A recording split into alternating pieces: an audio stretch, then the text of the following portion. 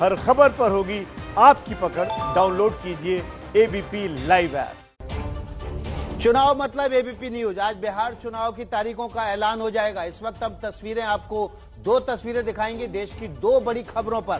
पहली खबर होगी पंजाब में किसानों का प्रदर्शन और दूसरी खबर है, सबसे बड़ी खबर है आज की, बिहार चुनाव का ऐलान। इस वक्त जो प्रदर्शन की तस्वीरें आ रही हैं वो बिहार के हाजीपुर से आ रही हैं। हाजीपुर में एक प्रदर्शन हो रहा है और दूसरी तस्वीरें आज बिहार के चुनाव का ऐलान होना है, उससे जुड़ी राजनीतिक हलचल की तस्वीरें हैं। बिहार विधानसभा चुनाव को लेकर सबसे बड़ी कवरेज एबीपी न्यूज पर लगातार जारी है। तो किसानों का भारत बंद आंदोलन है आज देशव्यापी। बिहार के हाजीपुर में तस्वीरें इस तरीके से आई जहां पर टायर जलाकर प्रदर्शन किया गया। वहीं दूसरी तरफ बिहार विधानसभा चुनाव का ऐलान आज होना है, जो आज के दिन की सबसे बड़ी खबर है। 243 सीटों पर विधानसभा चुनाव की तारीखों का ऐलान होगा और जो जानकारी निकलकर सामने आ रही है वो ये कि 2 से 3 चरणों में ही चुनाव करवाया जा सकता है। इससे पहले करीब 5 चरणों में चुनाव कराए जाते थे, लेकिन कोरोना महामारी के मद्देनजर इस तरीके का बड़ा फैसला चुनाव आयोग की तरफ से लिया जा सकता है। करीब 7.5 करोड़ वोटर इस बार अपने मताधिकार का इस्तेमाल करेंगे। इसमें करीब 3 करोड़ 79 लाख पुरुष वोटर हैं और 3 करोड़ के आसपास महिला वोटर हैं। तकरीबन 11:30 बजे के आसपास चुनाव आयोग की बैठक होगी, जिसमें चुनाव की तारीख और चरणों को लेकर आखिरी यानी कि फाइनल टच दिया जाएगा। तो बिहार के राजनीति के सबसे बड़े चेहरे इस वक्त टीवी स्क्रीन पर आप देख रहे हैं। नीतीश कुमार, लालू यादव, चिराग पासवान, उपेंद्र कुशवाहा, जीतन राम मांझी और असदुद्दीन ओवैसी, ये वो लोग जो तय करेंगे कि बिहार में ऊंट किस करवट बैठेगा। जी हाँ, बिल्कुल। देखिए, नीतीश कुमार लगातार मुख्यमंत्री हैं पिछले 15 साल से। आरजेडी के तेजस्वी यादव, उनके नेतृत्व में कहा जाए तो ये पहला विधानसभा चुनाव हो रहा है। चिराग पासवान इस बार पहली बार वो अपने नेतृत्व में चुनाव लड़ेंगे, उनके नेतृत्व में पार्टी चुनाव में जाएगी। हमारे साथ निवेदिता शांडिल्य मौजूद हैं जेडीयू कार्यालय से, पटना से। निवेदिता, चुनाव की तारीखों का 12:30 बजे ऐलान होगा, क्या हलचल है जेडीयू दफ्तर के बाहर पटना में?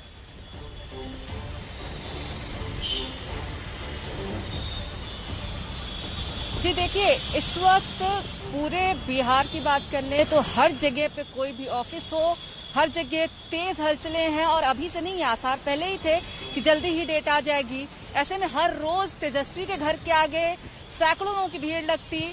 हालांकि ज्यादा व्यवस्थित तरीके से नीतीश कुमार ने अपने पार्टी के कार्यकर्ताओं से बात की। उन्होंने बाकायदा 2 दिन पहले 10 घंटे मीटिंग की, बाकी जो आने वाली चीजें हैं उसके मद्देनजर। और न सिर्फ उन्हीं लोगों से बात की जो कि टिकट मांगने के लिए आए थे, बल्कि उन लोगों से भी बात की जो कि आम कार्यकर्ता थे, जो बताना चाह रहे थे कि उन्हें कैसा उम्मीदवार चाहिए। कुछ एक लोग आए थे, उनका कहना था कि हमें ऐसे उम्मीदवार चाहिए जो एक्टिव हैं, क्योंकि इससे पहले जो उम्मीदवार है वो एक्टिव नहीं थे, बहुत दिखते नहीं है, जनता से बात नहीं करते हैं।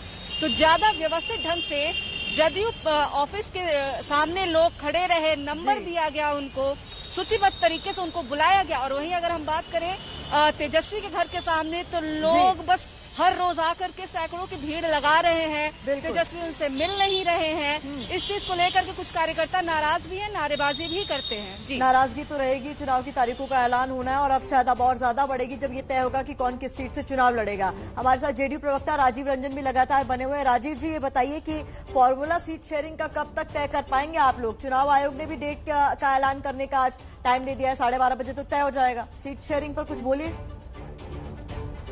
देखिए, सीट शेयरिंग एक ऐसा मसला है जिस पर जब तक सीटों पर सहमति नहीं बन जाती है तब तक कुछ भी पार्टी के स्पोक्स पर्सन की क्षमता में हम लोगों के लिए कहना मुनासिब नहीं होगा। लेकिन कहीं कोई कठिनाई नहीं होगी। और 2019 में जिस समय लोकसभा चुनाव को लेकर के बहुत सारे आशंकाओं को सामने रखा जा रहा था, उस समय भी समय पर आधिकारिक तौर पर सहमति बनी और कौन कितनी सीटों पर लड़ेगा इसका ऐलान किया।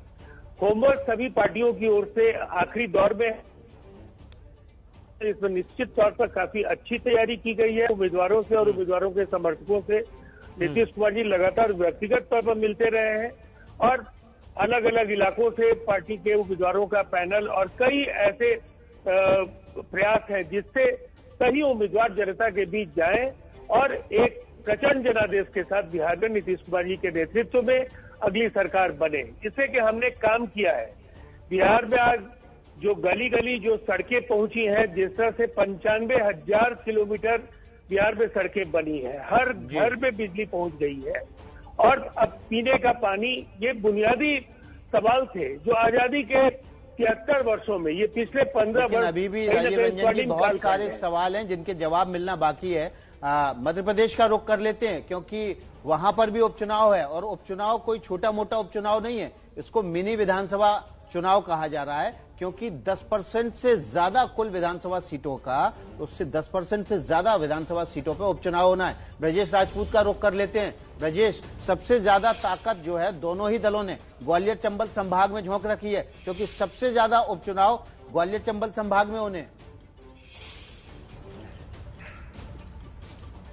बिल्कुल विकास, आप उस ग्वालियर चंबल इलाके के रहने वाले हैं, जानते हैं वहाँ 16 सीटों पे चुनाव है और 16 सीटों में मध्य प्रदेश में कुल 28 सीटें पे चुनाव हो रहा है, तो 16 सीटें सिर्फ ग्वालियर चंबल की हैं। और हम सब जानते भी हैं कि पिछली बार जो कमलनाथ सरकार आई थी वो ग्वालियर चंबल में अच्छी खासी सीट जीतने के बाद आई थी और उस कमलनाथ की जीत में ग्वालियर चंबल संभाग ने बड़ा रोल निभाया था।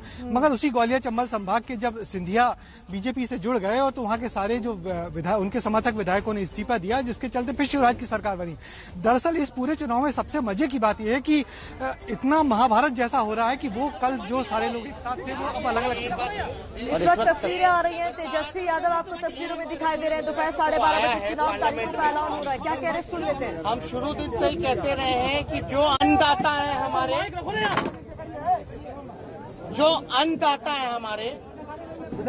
जो सरकार के जो फंड दाता है, सरकार ने अपने फंड दाताओं के थ्रू जो है अन्नदाताओं को कठपुतली बनाने का काम किया है और ये पूरी तरीके से किसान विरोधी बिल है। इससे किसान लाचार, हताश, निराश और टूट चुका है। और हम लोग लगातार कहते रहे, वही सरकार है जो सरकार कहती थी कि किसानों का आय दुगुना 2022 में करेंगे, लेकिन इससे आय दुगुना नहीं बल्कि किसान जो है और गरीब होता जाएगा और बदहाली वो आएगी।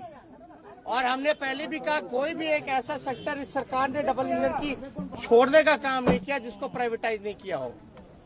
एक एग्रीकल्चर जो बचा था उसको भी पूरी तरीके से प्राइवेटाइज जो है, निजीकरण जो है उसको कर दिया गया है, यानी कॉर्पोरेटीकरण उसका किया गया है। एमएसपी का कोई कहीं भी इस विधेयक में जिक्र नहीं है। और मैं देश के किसानों को बताना चाहता हूं, देश के लोगों को बताना चाहता हूं कि बिहार ऐसा पहला राज्य है जहां नीतीश कुमार जी ने 2006 में एपीएमसी को रद्द करने का काम किया, जो बाजार समितियां थी उसको खत्म करने का काम किया। यही वजह है कि बिहार का किसान और गरीब पे गरीब होता चला गया और पलायन करने की स्थिति आई। हमने नीतीश कुमार जी का कल रात में बयान देखने का काम किया। नीतीश कुमार जी हर बार की तरह इस बार भी उनकी पार्टी ने उन्होंने यू टर्न मारने का काम किया है। चाहे नोटबंदी में हो यू टर्न हो, चाहे सीए एनआरसी एनपीआर पे हो, या चाहे किसान बिल को लेकर के उन्होंने जो यू टर्न जो मारने का काम किया है, ये स्पष्ट हो गया। क्या बात कहेगी, जेडीयू के लोगों ने क्या कहा कि इस विधेयक में एमएसपी का जिक्र होना चाहिए। हम नीतीश जी पूछना चाहते कि बिहार राज्य में एमएसपी क्यों नहीं है। बिहार में ही 2006 में सबसे पहली बार जो है बाजार समितियों को, एपीएमसी को रद्द करने का काम किया गया। ये जो समर्थन आपको समर्थन न्यूनतम समर्थन जो मूल्य है, यानी मिनिमम सपोर्ट प्राइस जो होना चाहिए, बिहार में है ही नहीं। ये क्यों नहीं है, ये नीतीश कुमार जी इस पर जवाब देने का काम करें। नीतीश कुमार जी दूसरों को कहते कि बुद्धि नहीं है, ज्ञान नहीं है, ज्ञान नहीं है। ऐसा लग रहा है कि नीतीश कुमार जी ही कोई ज्ञान नहीं है, अपने आप को ही सबसे बड़ी सर्वप्रिय ज्ञानी मानते हैं। हम तो कहना चाहते कम से कम बताएं कि जो विधेयक 3 जो कृषि का विधेयक है वो पढ़े हैं कि नहीं पढ़े हैं। और बिहार में तो ऑलरेडी पहले से ही नहीं है न्यूनतम समर्थन जो आपका मूल्य है। खत्म कर दिया गया। वही जो किसान जो है बिहार का लाचार होता चला गया है। तो इसमें नीतीश कुमार जी फिर यूटर्न मार रहे हैं, अपने लोगों से फिर बुलवाने का काम कर रहे हैं। तो ये पूरी तरीके से फेलियर है। और हम लोगों का जिसका डर था कि एनडीए की सरकार आएगी देश में, चाहे मजदूर हो, किसान हो, नौजवान हो या गरीब हो, इसको मारने का काम करेगी। एक सवाल है, आज इलेक्शन की डेट की घोषणा हो, आगे हम लोग बात करेंगे। आगे अभी चल रहे हमारे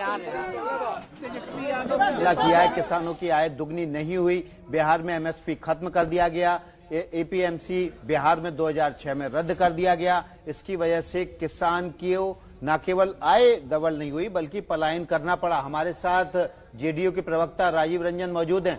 राजीव जी, बड़े आरोप लगाए हैं, चुनाव इसी पर लड़ा जाएगा, आप कैसे जवाब देंगे? देखिए, सबसे पहले अगर परंपरागत राह से किसानों की जिंदगी बदल सकती थी तो हजारों किसानों को आत्महत्या नहीं करनी पड़ी होती। और बिहार में किसान आत्महत्या नहीं करते हैं, बैंक से लोन लेकर के बिहार में खेती नहीं करते हैं। बिहार में 3 एग्रीकल्चर रोडमैप के जरिए किसानों की जिंदगी बदली गई। किसान कैबिनेट बिहार में देश में पहली बार बनाया गया। और आज एपीएमसी एक्ट के बाद खत्म करने के बाद बिहार में धान और गेहूं की खरीदी राज्य सरकार ने अपने तरीके से एक मैकेनिज्म तैयार किया और उसके जरिए होना शुरू हुआ। देश में महाराष्ट्र जैसे राज्य, पंजाब जैसे राजीव राज्यों में रंजन जो किसानों की बदहाली है, सुना तो उससे आपने भी बिहार होगा कितना कि बेहतर है तेजस्वी यादव ने कि अभी तेजस्वी नीतीश यादव कुमार भी को जानते हैं। अज्ञानी कहा, नाकाम कहा, सुना तो आपने भी होगा। अभी देखिए, अभी तक तो फॉर्मल कोई उनके पास एकेडमिक कोई डिग्री नहीं है। और मैं समझता हूँ इतना काफी है उनको समझने के लिए कि जिनको सिंपली मैट्रिकुलेट भी हम नहीं मानते हैं, वो अगर इतना बड़ा ज्ञान बघार रहे हैं तो ये राज्य और देश दोनों का दुर्भाग्य है। अगर वंशवाद की के बल पर अगर इन्हें सोने का चम्मच नहीं मिला होता तो शायद तेजस्वी यादव जैसे हजारों नौजवान आज एम्प्लॉयमेंट एक्सचेंज के कतार में खड़े दिखते। लेकिन अगर वो फिर भी नीतीश कुमार जी को अज्ञानी बता रहे हैं तो वो बताए पलायन यहाँ नरसंहारों की वजह से हुआ। यहाँ जो उस दौर में नौकरियों का अभाव था, जिस तरह से लोग अपनी जान बचा करके बिहार से बाहर जा रहे थे, मजदूर ही नहीं जा रहे, यहाँ से इंजीनियर जा रहे थे, यहाँ से पूंजीपति जा रहे थे, उद्योगपति जा रहे थे, डॉक्टर्स का अपहरण हो रहा था। उस दौर में जो पलायन हुआ उसकी जिम्मेवारी उन्हें लेनी चाहिए और अनावश्यक जिम्मेदारी लेनी चाहिए।